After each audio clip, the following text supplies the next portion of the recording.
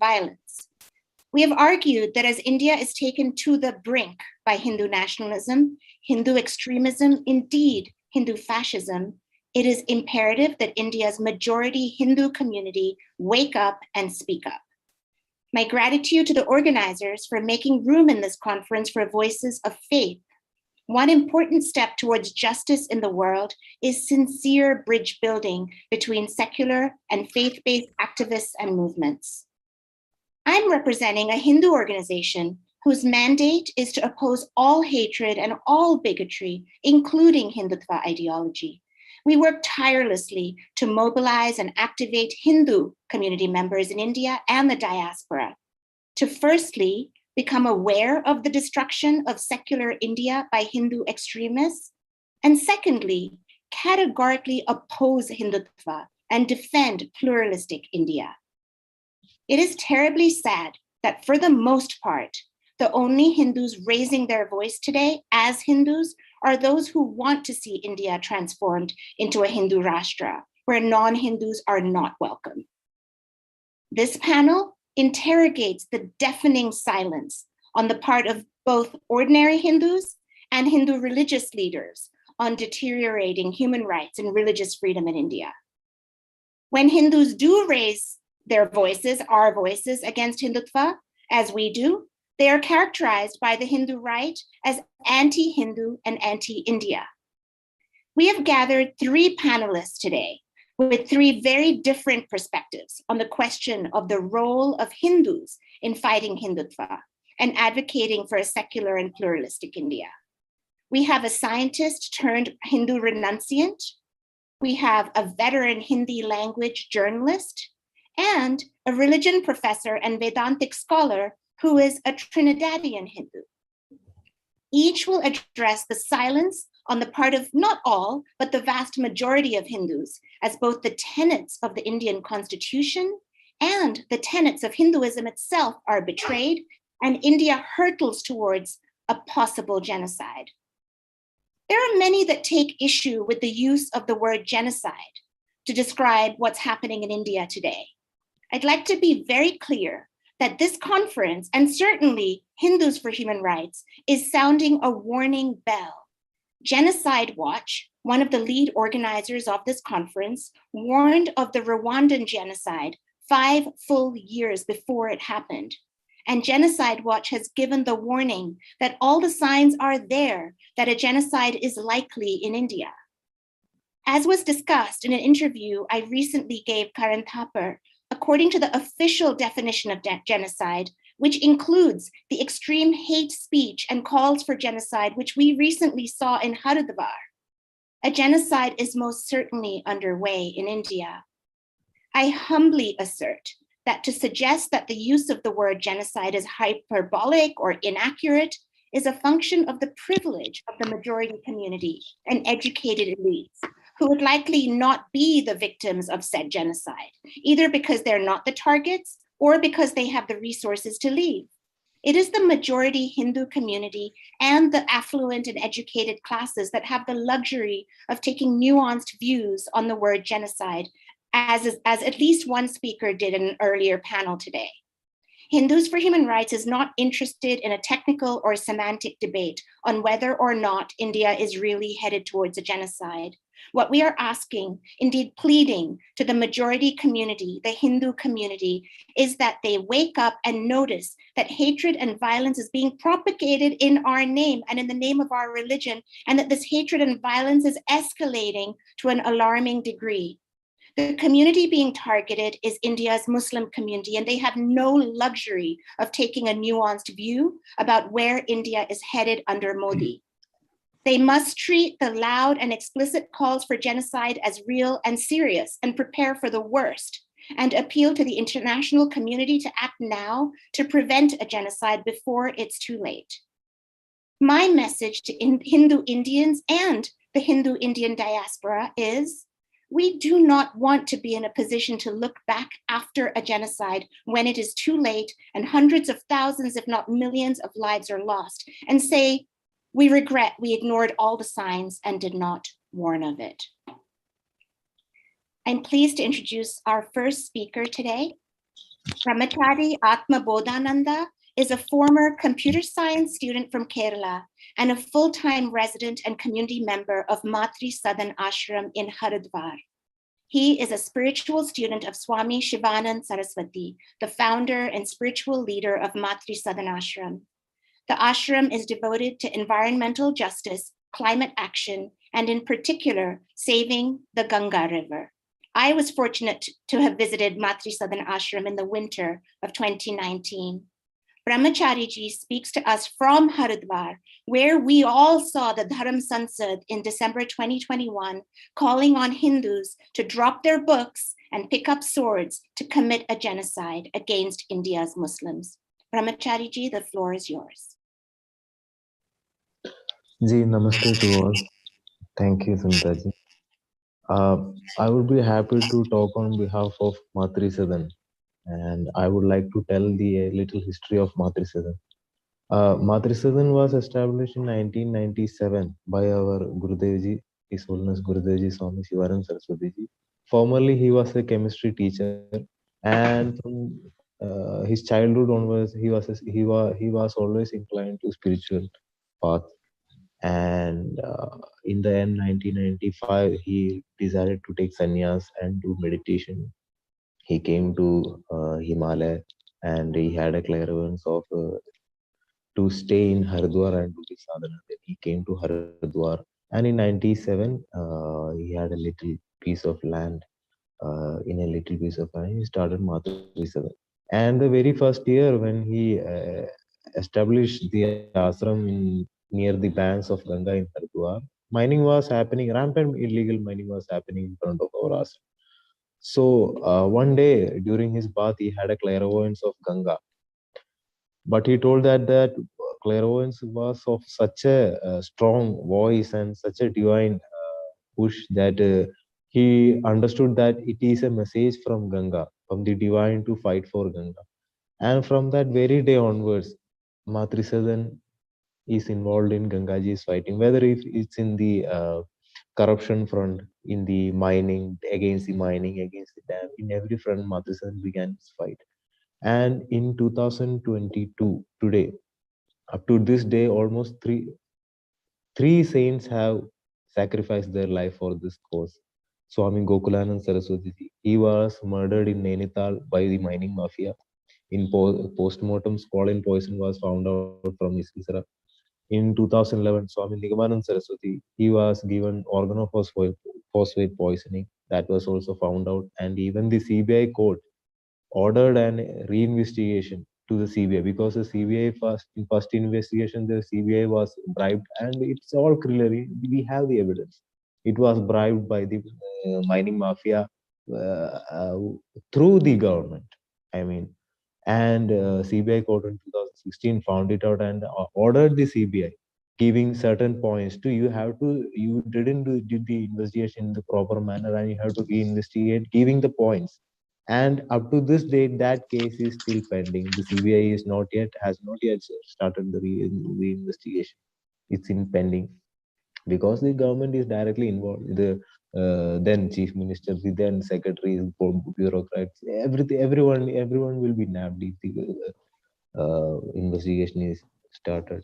And in 2018, Swami Gyan Sarup Sananji, Professor G.D. Agarwal, who was like the father of environmental engineering in India after the freedom. I mean, he was the very one who set up the whole environmental aspect of government. I mean, even if it's CPCB, he was the founding member, secretary of CPC.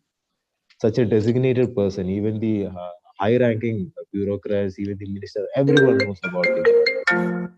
He was murdered in AIMS Rishikesh in the name of treatment, and we have proof, but no one is ready to hear. Even the then director of AIM, he was involved with the government, and everything was, just like that. No one is ready to listen to anything. And if someone takes an action, he will be transferred or he will be threatened. And in 2020, Sadhu Padmavati, she, a woman saint of Matrisadan, she was poisoned. She was in her tapasya and she was taken by forcefully by the government, and she was poisoned. And Sunita ji knows now she is in a wheelchair with a very it was Gangaji's blessing that she is alive. She had a very drastic neuro problem. Neuro. It was the poisoning was of such a kind that it destroyed her neurons in the brain. But she is recovering. But she is still in a wheelchair. And our Gurudevji, Swami Sivanand Saraswati, he was given arsenic poison. In 2000, he was taken by the police while during his tapasya, and he was taken to the jail, and his satyagraha continued in the jail also. So the jail attendants, they injected arsenic poison into lemon in a small quantity and started giving to him because the jail is supplying everything whatever he needs. So after 20 days, 10 days, after 10 days, he had the uh, symptoms of an arsenic poison, but he didn't understand. Later, after coming to Haridwar ashram, he had severe bleeding, his internal organs, and everything was collapsing. So, but it was the divine who helped him, and it, through up to this date, the divine is helping us also. And after that, his nails and hairs were sent to a laboratory in France by our one of our through our devotees. And this, when the test was done, the lab attendant, they asked to the devotee that is this person still alive? And then he asked, yeah, the content is such. We have the reports with us. The content is such that uh, uh, no one could have escaped from this sort of poisoning of arsenic because it was at that extent. And even today, we preserve the nails and hair so that we could do that test nearby to any lab and understand now what is the quantity. So this is what happening, and it is a very shame to know that uh, after all, this is a Hindutva. The government claim we are of a Hindutva party, and we just have to ask one question: that from 2014 to 2022, almost more than 25 satyagraha has happened in this ashram for this cause. In that, one Swami Gyanswarup Sananji and Sadhu Padmavati. Both of the Sananji was dead, he was murdered, and Padmavati was nearly murdered, but she escaped. Why, if they were claim that Ganga is their mother, then why have we had to do this function, all this satyagraha up to this date? And even there is a possibility of satyagraha from tomorrow because things are not going what we expected.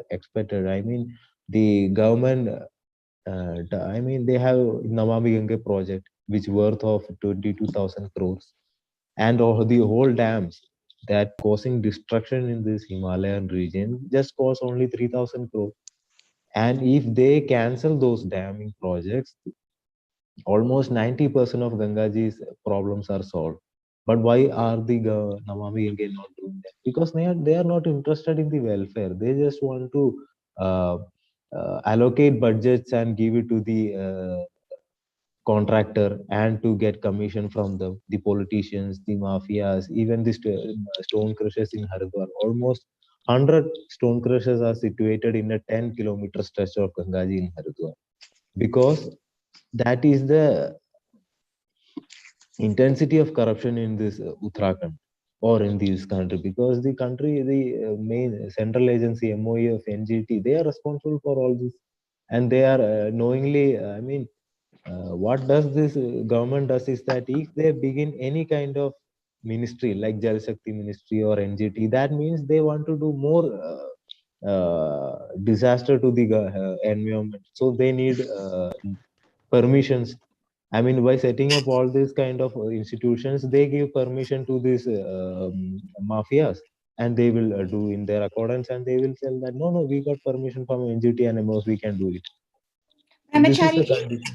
Yeah. sorry to interrupt you. It would be great to hear you talk about the actual significance religiously, spiritually of Haridwar and the fact that Dharma Sansad happened in Haridwar. I know you have some very interesting thoughts about this. Yes, yes. Actually, what we were quite surprised to know that there's Dharam Sansad happened in Haridwar.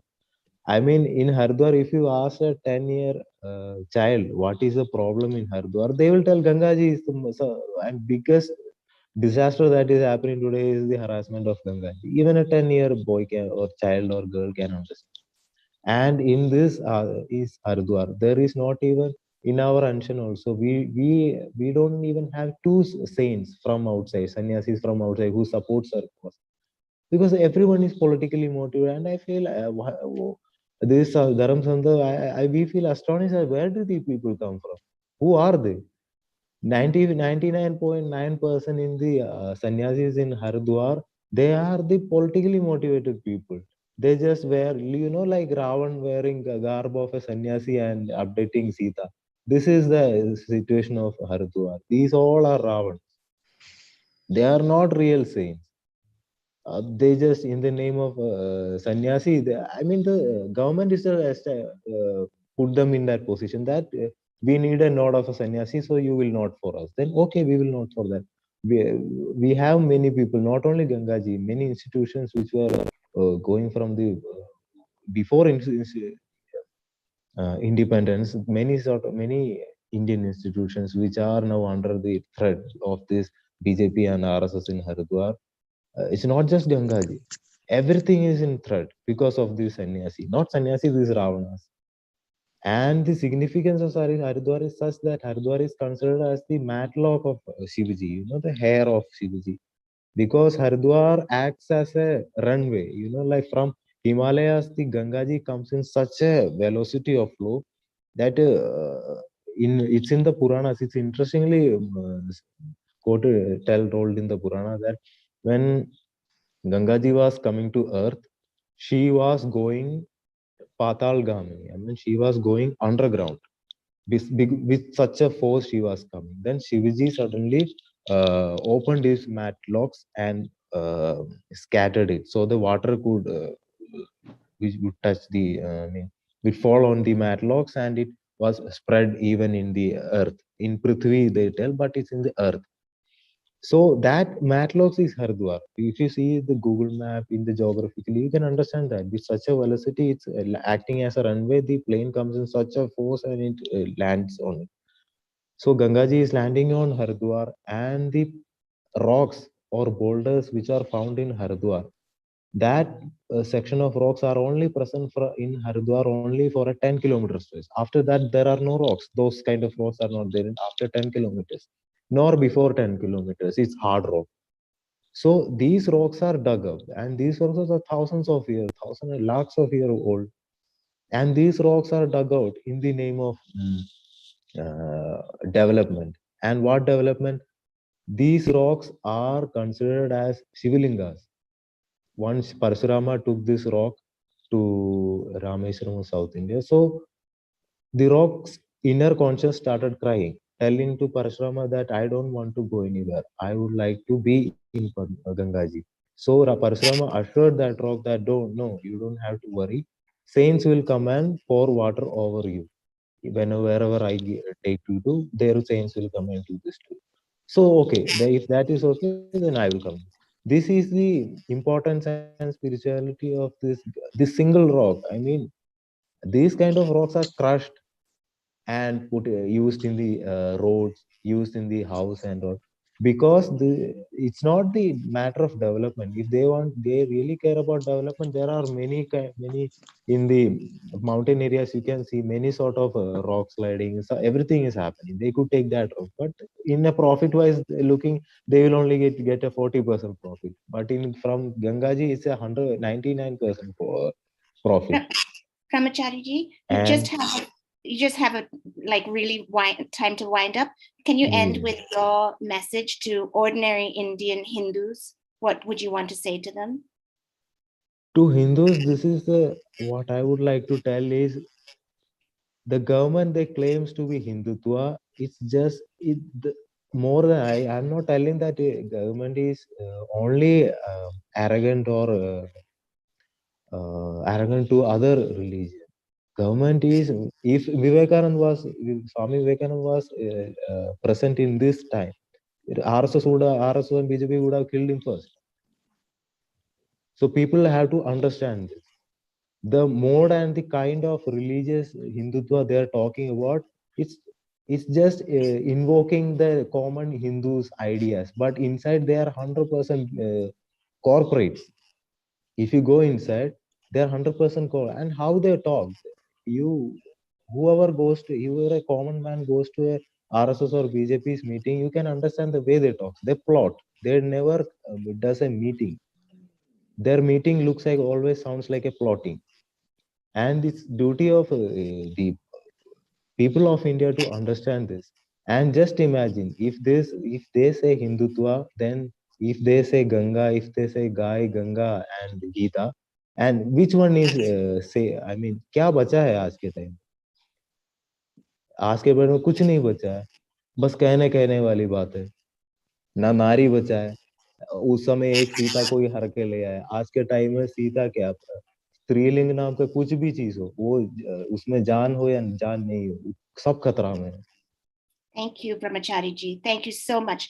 Punya, I know that, would you be able to translate that last part? Thank you, Brahmachari ji. Pranam to you. Thank you. Basically, what Brahmachari ji said was, look, people are pointing out that there is very little left here now for us to be trying to fight for. So a lot of the people, correct me if I'm misunderstanding you, Brahmachari, but a lot of the people who are in the ruling dispensations, in the Hindutva dispensations, say that the Ganga and other such areas are irreparably corrupt and they don't feel any need to help them at all. And they say that in the past, maybe we talked about, one Sita being stolen away, but now the thousands going, what are you going to do about it? This is what our society has become, that we don't really care about our values and about our, our spirit, that which animates us. Is that fair? Yeah, 100%. I'm with you. Thank you, Punya. Punya is a board member and a co-founder of Hindus for Human Rights, and he will be helping with translation in our webinar. Brahmachari ji, I'm so deeply grateful and blessed that the same Haridwar where we saw such awful calls for violence also has Matri Sadan Ashram and you and Gurudev and the whole community that's, as far as I'm concerned, living up to true Hinduism, which is about love and peace and respect for every atom of the universe. So thank you, Brahmachari ji. Thank you so much. Our next speaker is Dr. Rakesh Patak, who is a veteran and award-winning Hindi language journalist. He's a senior journalist, writer, and poet, and chief editor of Karamveer News Portal. He is a former editor at Naya Dunya, Nav Bharat, Nav Prabhat, and Pradesh Today. He has served as editor-in-chief of Dateline India DNN news channels. At a time when the mainstream media is so thoroughly aligned with the government, it has been inspiring to see Dr. Patak speaking so bravely against the rising levels of hatred and violence in India.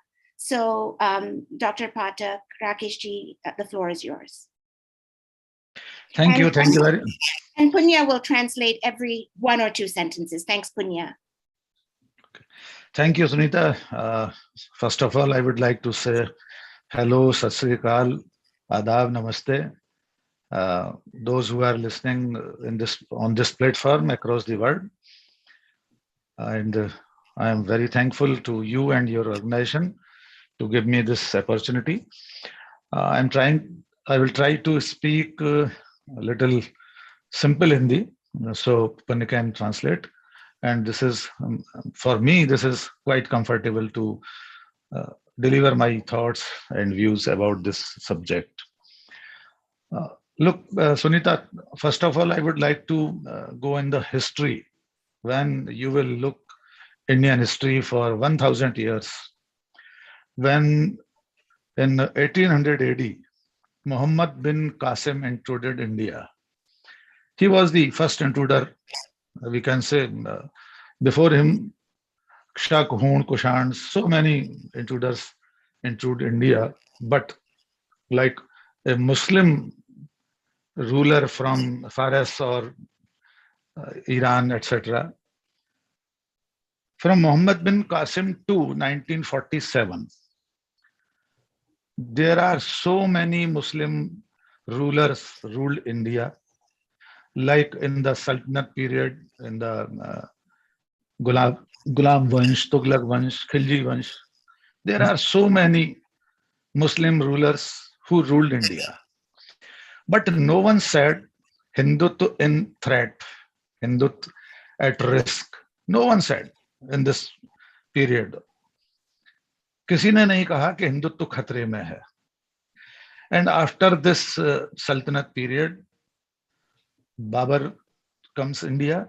Then 100 years Mughals was here. No one said Hindutva in danger, Hindutva at risk. No one said. In the Sultanate period, there was a bhakti movement. And you know, Chaitanya Mahaprabhu, so many Ramanujacharya, Ramanandacharya, there were so many saints and poets, writers. They never wrote a single line, Hindutva खतरे में है. किसी ने सल्तनत काल में नहीं लिखा. मुगल काल में Ramcharitmanas, Tulsidas wrote Ramcharitmanas in the period of Akbar. Tulsidas never mentioned Hindutva in Hindutva khatre mein hai. Then after Mughal period, 200 years, nearly 200 years of British period. From War of Plassey to 1857, first war for our independence. No one said Hindutva khatre mein hai. Even our freedom fighters of first revolution, they choose their commander-in-chief, Bahadur Shah Jafar, a Muslim king. They never thought Hindu-Muslim angle. And after this first freedom struggle of 1857 up to 1947, the Gandhi era, Mohandas Karamchand Gandhi, Jawaharlal Nehru, Sardar Patel, Maulana Azad, Subhash Chandra Bose, no one said Hindutva khatre mein hai. Kisi ne nahi kaha. Our freedom struggle was fought by the Hindu and Muslim together. But with the emergence of RSS in 1925, it starts in India.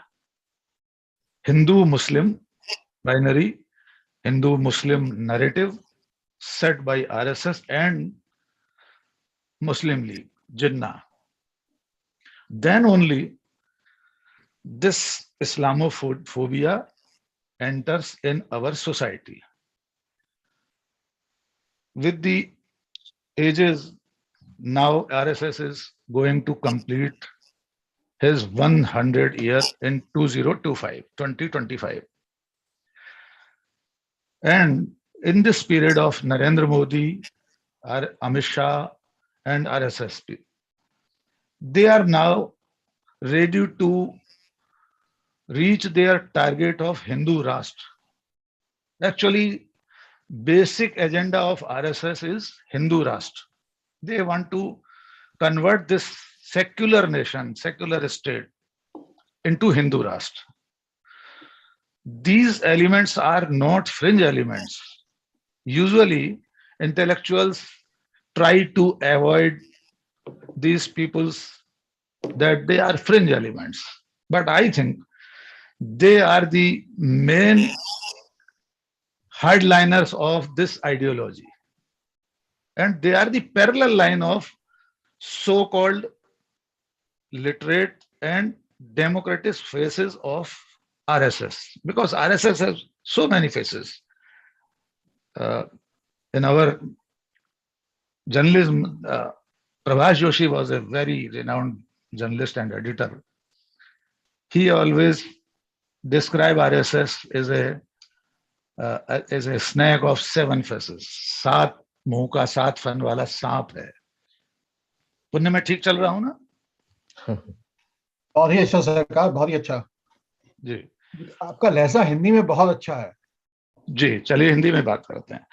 तो ये जी बिल्कुल बिल्कुल ठीक है. तो दरअसल में RSS का जो मूल एजेंडा है उससे हमें समझना होगा. उनका एजेंडा है भारत को एक हिंदू राष्ट्र में बदल देना. और उसके लिए ये जो डेमोक्रेटिक फेस है, उनका जो लोकतांत्रिक चेहरा है, ये सिर्फ एक मुखौटा है। जी पंडित। So, Rakesh ji, thank you. I mean, what started off by मैं आगे, saying, हाँ यस, आप, मैं बोलता Yeah. जाऊंगा अभी, आप थोड़ा सा कर लीजिए translate. Okay, so RSS has many faces, and one of his friends used to say that has 7 different faces, but has multiple faces. And the thing to remember is that they are looking to establish a quote-unquote Hindu Rashtra, one that is totally against the values of a secular India, of a real India, the India that's historically been true for several thousand years, one where different groups live together, and that they put this mask of democracy on, and we shouldn't believe this mask of democracy they put on in order to go push this agenda forward. मेरा कहना यह है बन के, दरअसल में जब हम नरसंहार की बात करते हैं, जेनोसाइड की बात करते हैं, तो ये थोड़ा जल्दी लगता है लोगों को। जैसा सुनीता ने शुरू में अपने इंट्रो में कहा कि बहुत सारे लोगों को लगता है कि जेनोसाइड इंडिया में नहीं हो सकता और ये बहुत बड़ी बात है, अभी से इसके बारे में सोचना थोड़ी जल्दबाजी है।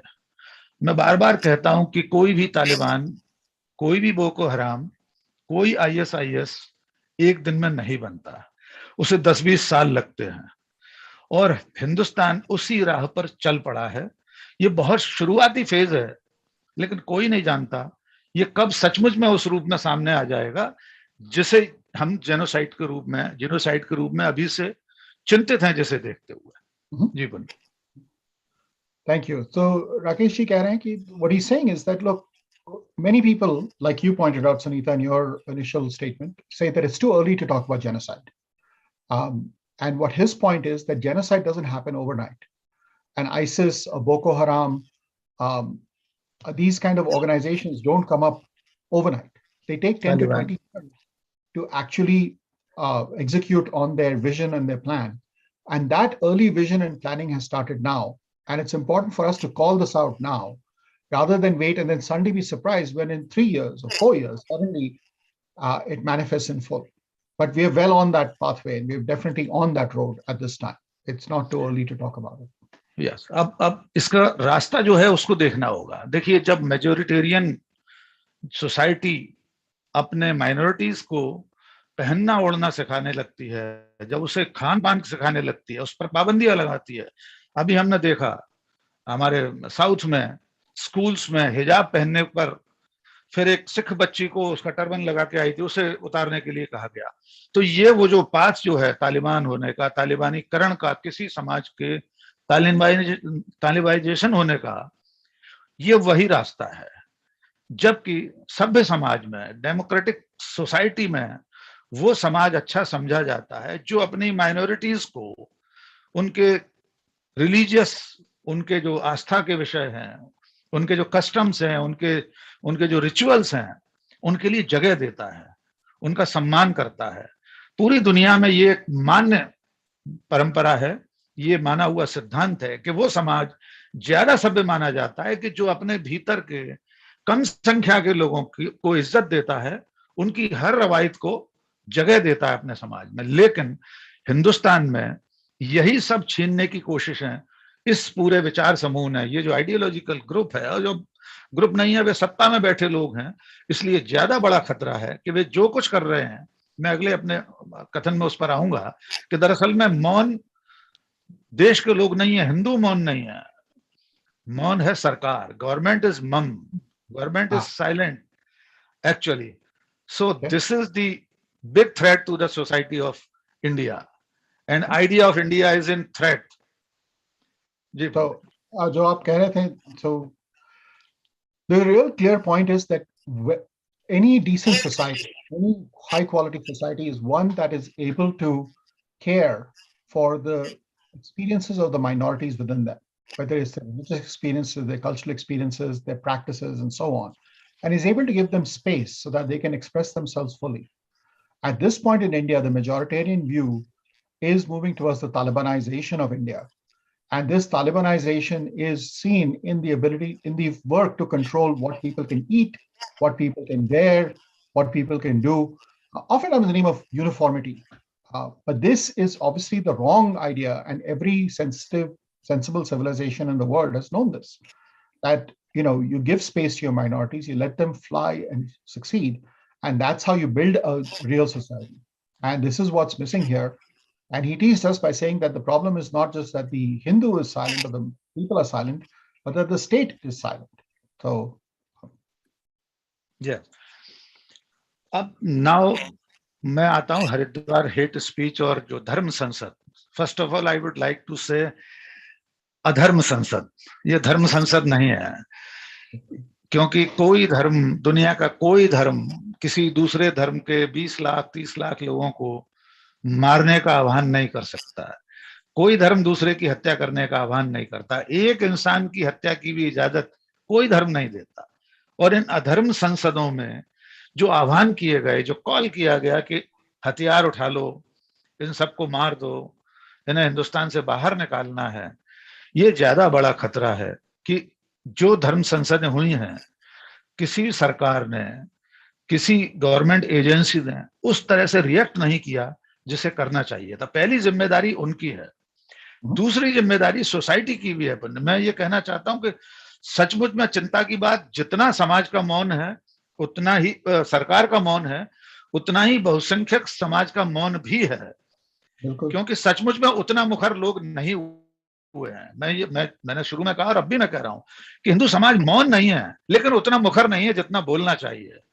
जिस मेजोरिटी के साथ इसके खिलाफ उस निकल कर आना चाहिए था. खास तौर से मैं एक हिस्सा और इसमें जोड़ना चाहता हूं कि इन धर्म संसदों में, और ये जो जितने भी सन्यासी लोग बोल रहे थे, मैं उनके नाम भी नहीं लेना चाहता, वे महिलाओं के खिलाफ जो बोल रहे हैं, दरअसल में हिंदू राष्ट्र की अवधारणा में जो वुमेन है, स्त्री है, उसका जो दर्जा है वो पता चलता है. वो जो यति जो बाबा है, कितना उसने आपत्तिजनक महिलाओं के लिए कहा है.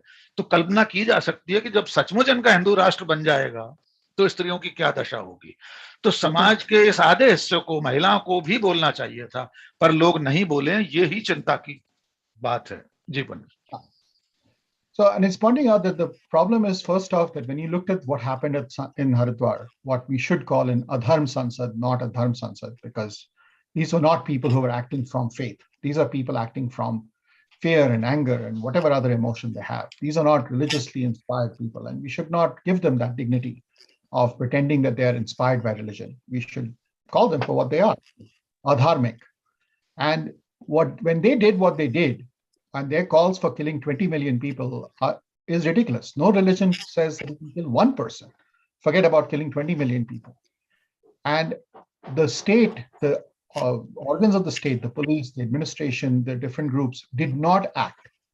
They did not act till they were forced to act by civil society, by other people. And this is a serious failure of the Indian state. The second part is that the Hindu majority, which is the theme of this panel, the Hindu majority did speak, but not loudly enough. And people are not realizing the consequences for themselves of this.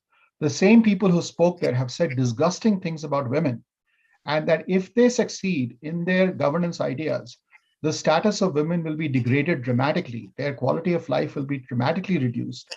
And they don't seem to realize the consequences for themselves. So while some Hindus have spoken up, far more need to speak up, and far more need to get a much stronger voice saying that these people are not doing these things in our name or in the name of our religion. That is one of the biggest gaps at this point. The state is missing its job, and the vast Hindu majority is speaking up a little bit, but not in the numbers required or in the quality required. मैं अपनी बात एक दो बातों के साथ खत्म करना चाहूंगा. सुनीता, ये खतरा सिर्फ इस्लामोफोबिया के नाम पर, मुसलमानों के नाम पर ही नहीं है. इनका नेक्स्ट टारगेट ईसाई होंगे, फिर ट्राइबल होंगे, आदिवासी होंगे, और ईसाई अभी भी टारगेट पर हैं. मध्य प्रदेश और कई स्टेट्स में एंटी ईसाई मूवमेंट चलते रहते हैं. क्रिश्चियनिटी के खिलाफ अभियान आरएसएस चलाता रहता है. तो ये खतरा अकेला सिर्फ मुसलमानों के नाम पर नहीं है इनकी तरफ से, ये आगे बढ़ने ही वाला है. तो मुझे लगता है कि सबसे पहली जरूरत ये है कि सचमुच हिंदू समाज को मुखर होकर बोलना चाहिए और उसे ये कहना चाहिए, हिंदुत्व वो नहीं है जो ये बता रहे हैं. असली हिंदुत्व वो है जो वसुधैव कुटुंबकम की बात करता है. और इसके लिए सबको मुखर होना पड़ेगा, सामने आना पड़ेगा. ऐसे काम नहीं चलेगा कि ये लोग बोलते रहें और हिंदू समाज नहीं बोले, क्योंकि अल्टीमेटली जो फासिज्म है वो अपने पैदा करने वाले को, अपने जनक और जननी को ही खा जाता है। इनका टारगेट सिर्फ मुसलमान और ईसाई नहीं होंगे, लास्ट में ये हिंदू समाज के भीतर भी लोगों को खाना शुरू कर देंगे, वे भी इसके शिकार होंगे। और अभी मेरे कल ध्यान में आया है कि बीजेपी के एक एमएलए ने मुसलमानों के वोटिंग राइट को विड्रॉ करने की बात कही, और ये बहुत पुराना एजेंडा है कि मुसलमान वोट नहीं डाल सके। लिटरली एक एमएलए जिसने संविधान की शपथ ली है, वो मुसलमानों के वोट का अधिकार छीनने की बात कर रहा है। तो मैं अपनी बात को बस यहां खत्म करना चाह रहा हूं दुष्यंत कुमार के एक शेर के साथ कि बाढ़ की संभावनाएं सामने हैं और नदियों के किनारे घर बने हैं। बाढ़ की संभावनाएं सामने हैं और नदियों के किनारे घर बने हैं। चीड़ वन में आंधियों की बात मत कर, इन दरख्तों के बहुत नाजुक तने हैं। लेकिन चीड़ वन को बचाने के लिए, इन नाजुक दरख्तों के तनों को बचाने के लिए आंधियों की बात करना होगी। आंधी आ रही है, तूफान हमारे सामने आ रहा है। हम शुतुर्मुर्ग बन के रेत में मुंह छुपाकर नहीं बैठ सकते, हमें आवाज उठानी होगी। और कम से कम मैं, आप, सुनीता जी, हम सब लोग आवाज उठा रहे हैं। बहुत बहुत शुक्रिया मुझे ये मौका देने के लिए। ये मेरे आखिरी कमेंट का आप कर दीजिएगा जी। Thank you, Rakesh ji. So, and what he points out is that we've got to remember that this is not about one religion, that, Islamophobia is one part, but there's an anti-Christian element that is ongoing at this point, especially in Madhya Pradesh, where Rakesh ji is based. But the RSS had a long-standing anti-Christian agenda. Once they do this, they will go attack the Adivasis, our First Nations, our tribals, and then they'll go extend this further. And, eventually fascism eats its own parents. It's not as if the people who support it or quiet around it end up living a good life. And so the attacks will then become on impure Hindus and others who are not good enough or not pure enough or not doing the right things. We already have seen their anti-caste warfare and so on. So finally, so the point is that this is a place where all Hindus need to speak up and say that this is not the truth. What these people are claiming is not the truth. And the truth is the one that comes to us from Vasudev Kutumbakam. The world is our family. And he ends with this lovely couplet, which I will translate roughly because shairi ki ada to shairi ki ada hoti hai, kya karein? It says that, look, the river is in flood. We're living on homes that are right on the brink, on soft mud. People are scared to talk about the coming storm, but we must talk about the storm because that's the only way in order to keep our houses safe. Digging our faces into the sand will not help us. We must speak up and speak out and repair what we have broken. So, Rakesh ji, बहुत अच्छा translation किया आपने, so nice, thank you. बहुत शुक्रिया पुण्य जी, बहुत शुक्रिया। Thank you, Punya. Thank you, Rakesh ji. And Rakesh ji is raising his voice in Hindi, and his words are reaching far further into, all corners of India than ours. And we are also trying to connect ourselves to people in all the states of India. And hopefully, if we join voices together, we will make a dent. At least that's what we are all trying for. Thank you, Rakesh ji, so much. And thank you, Sunita. Thank you, Sunita ji. Yes. So our last speaker today is Professor Anantanand Rambachan, who is a professor of religion, philosophy, and Asian studies at St. Olaf College. He's also co-president of Religions for Peace.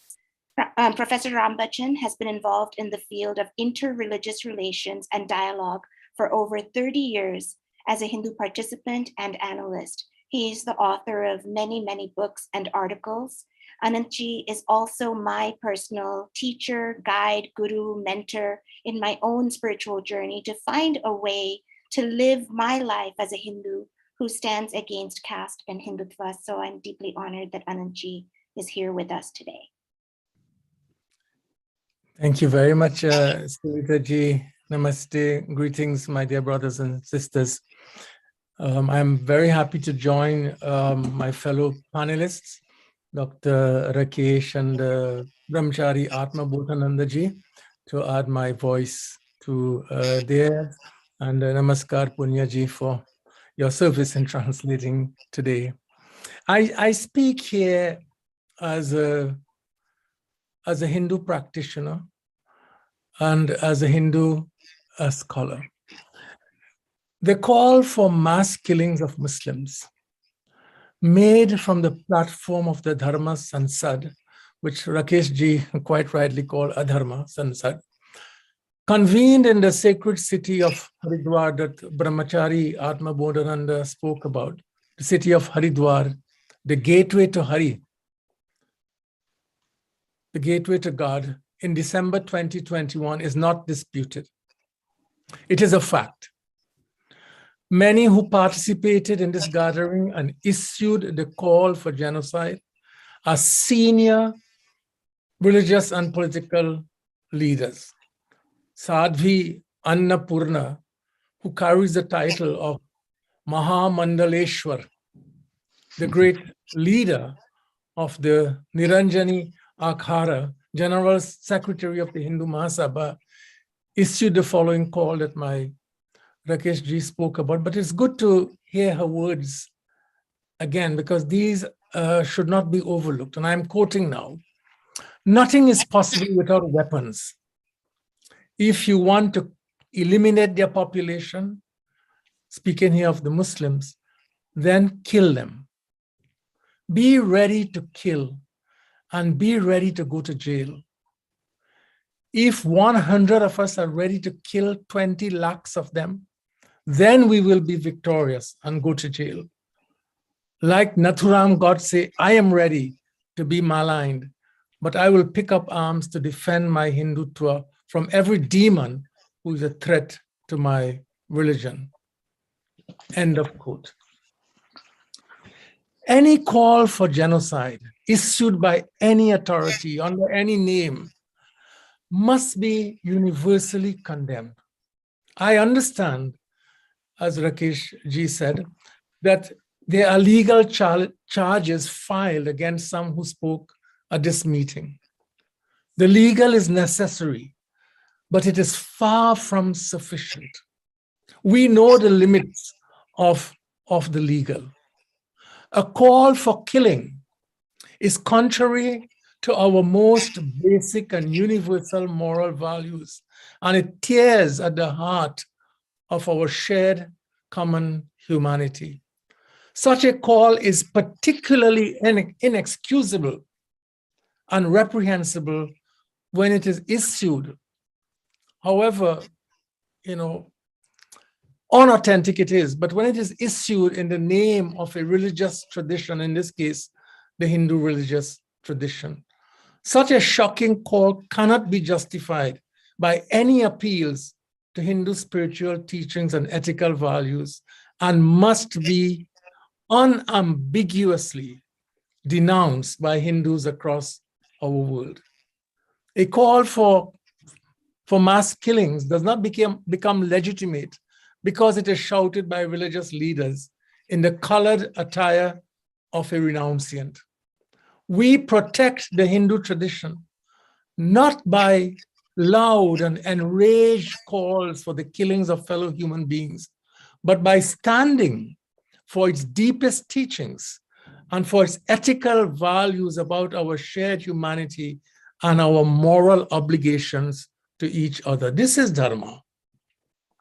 So what are those values that spiritually and morally mandate us as Hindus to speak against such calls for violence against our Muslim brothers and sisters? What do we betray?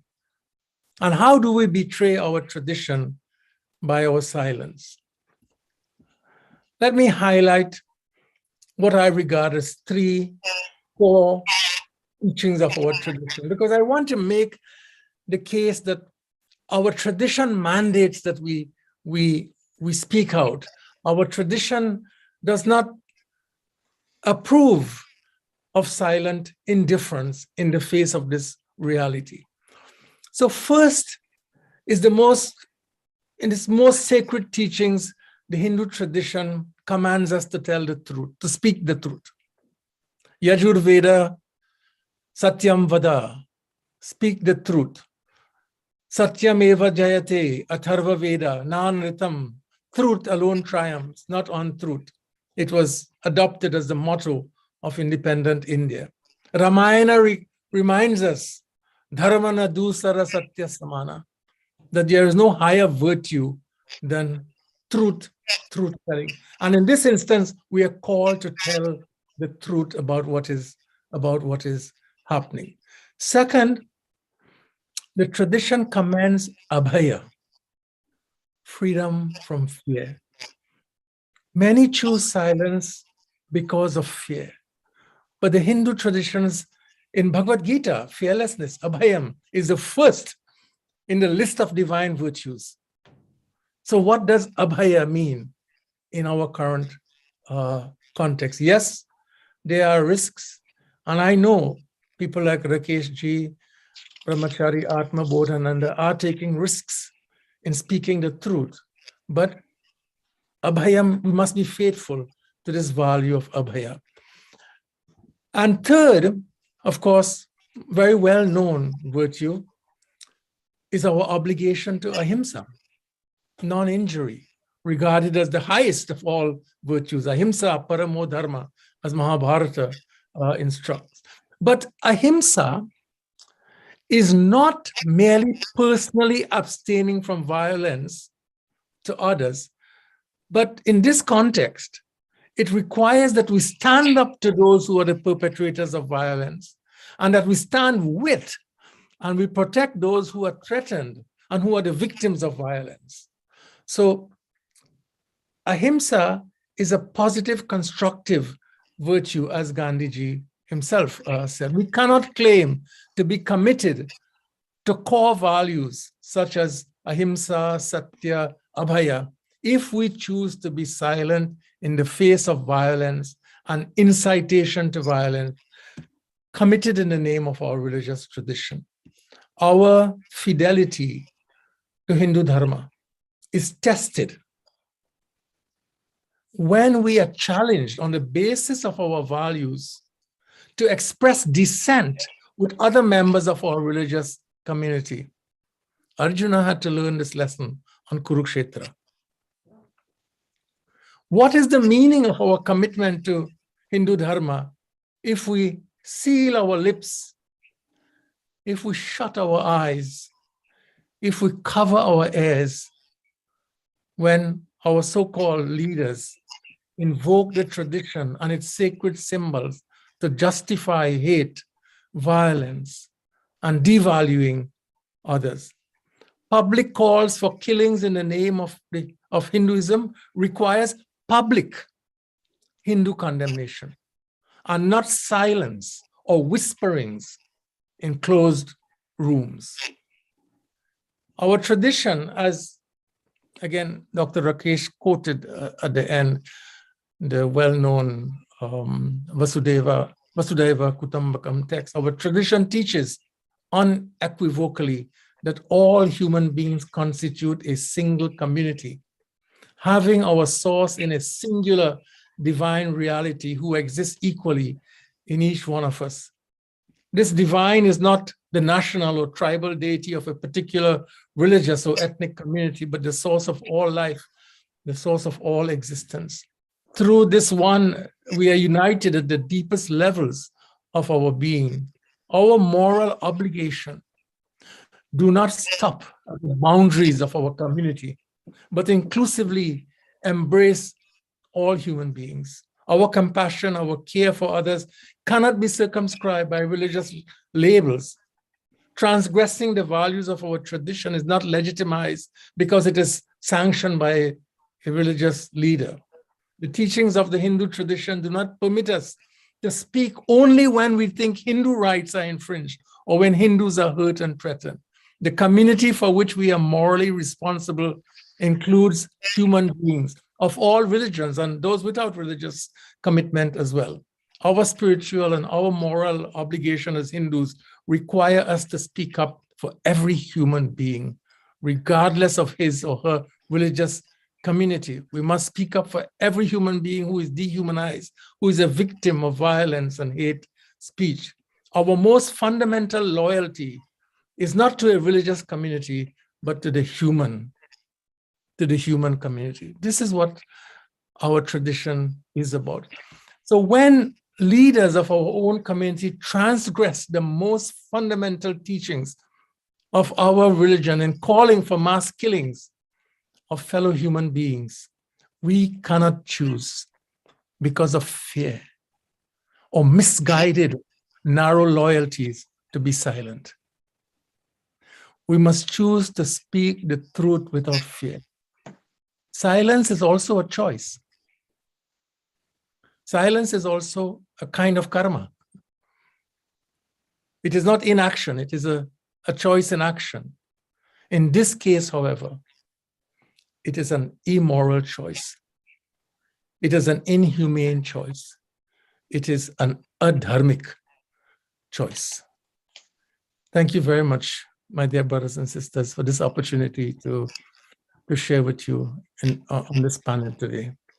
Blessings to each one of you. So much thanks, Anandji. This is the Hinduism that I embrace and that we invite all Hindus to wake up to and embrace wholeheartedly, and that will help heal our world. Thank you so much. So now we have heard 3 perspectives on why Hindus in India and the world over need to become aware of the atrocities taking place in our name and in the name of our faith. We don't have time for a question and answer session. We were only given 1 hour, but any of you who are listening who have questions for any of the panelists or for Hindus for Human Rights, please write to us at info@hindusforhumanrights.org. We will make sure that your question is answered. And to any Hindu in India or in the diaspora who wants to help us build a community and a movement of Hindus who stand for love and not hate, for the human rights of all, and for whom Vasudhaiva Kutumbakam, Atithi Devo Bhava, and Jai Shri Ram are teachings of radical love and inclusiveness, rather than misogynistic and murderous Hindutva and Islamophobia, I welcome you to Hindus for Human Rights. Please join us. Another world is possible, and it's up to us to build it. This panel concludes the first day of the India on the Brink conference. Thank you to everybody who joined, and see you all for tomorrow's panels, which continue this vital conversation about the future of the India that we love. Thank you all very, very much.